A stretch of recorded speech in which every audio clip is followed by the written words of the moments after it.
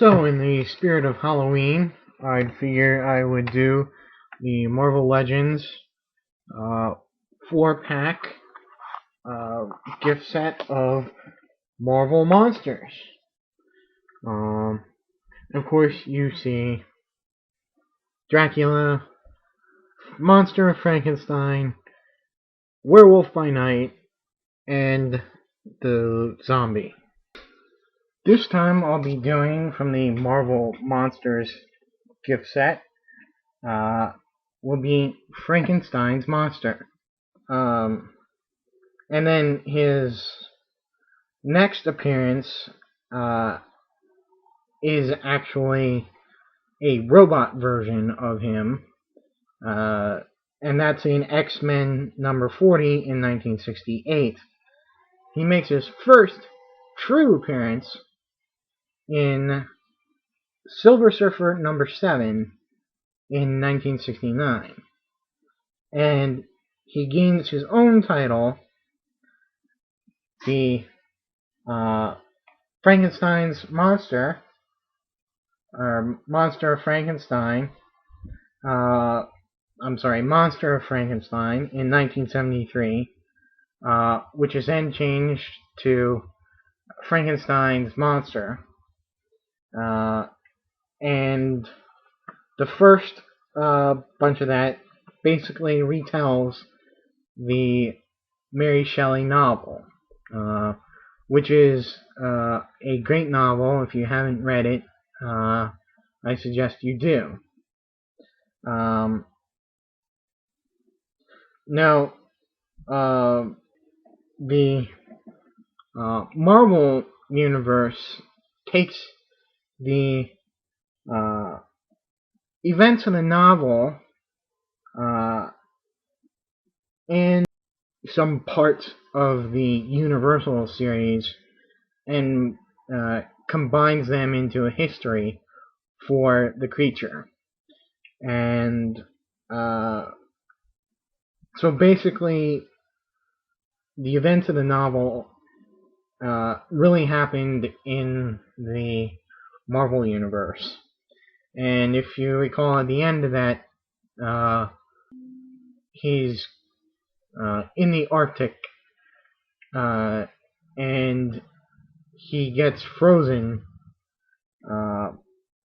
And in the Marvel Universe, he actually goes into suspended animation until the 1890s, when he thaws out. He goes back to wandering, and he comes across Dracula, who is then been staked through the heart and in his coffin, and he is manipulated into freeing Dracula. He fights Dracula, and he has his vocal cords injured.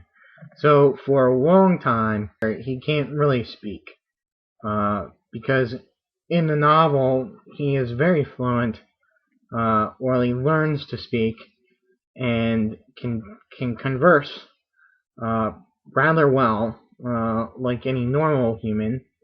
But in the movies, he was very fire good, kind of. That was the extent of his grasp of language. Well, his vocal cords being hurt, I guess, is a homage to the movies where he talks like that.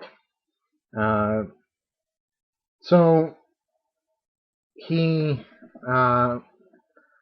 wanders around a bit and meets up with Victoria Frankenstein, who is obviously a descendant of the original Doctor, Victor Frankenstein, and she repairs his vocal cords so he can talk again, and meet up with Ulysses Bloodstone, who's a monster hunter in the Marvel Universe, was actually a caveman who has been granted long life by this gem called the Bloodstone, hence his name, last name, Bloodstone. And he becomes an ally and a friend to him, and calls himself Adam. Of course, a play on the words, a play on the fact that the first man was named Adam. And so when Ulysses Bloodstone dies, the monster, Adam, continues to stay with his family, particularly his daughter, Elsa, who takes up the monster hunting business with Adam as a associate ally. Now there have been some other versions of Frankenstein. There was the robot in X-Men, and it seems to be a pastime of many people in the Marvel Universe to create robot versions of Frankenstein for some reason.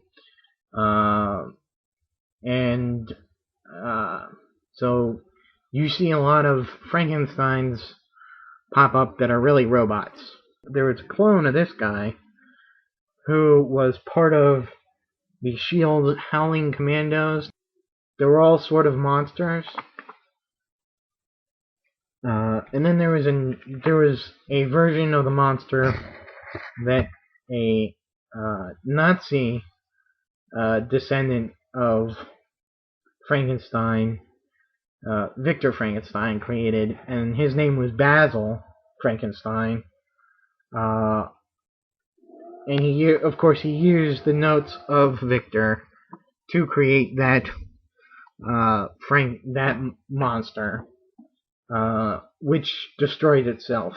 And that monster was never intelligent. It was just like a rampaging monster.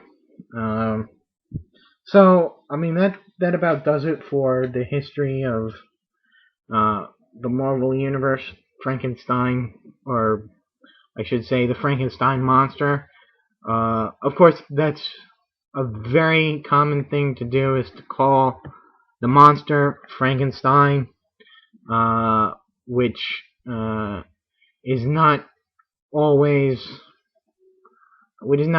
accurate, because Frankenstein was the guy who created him, not the actual monster. And it's something that in the Marvel Universe, he at first was very didn't like, but eventually why not? I mean, Frankenstein did create him, and so he is in some way kind of like his son. So if you call him Frankenstein, he would not take offense to it anymore, because he basically considers himself a relative of some sort to the good Dr. Victor Frankenstein.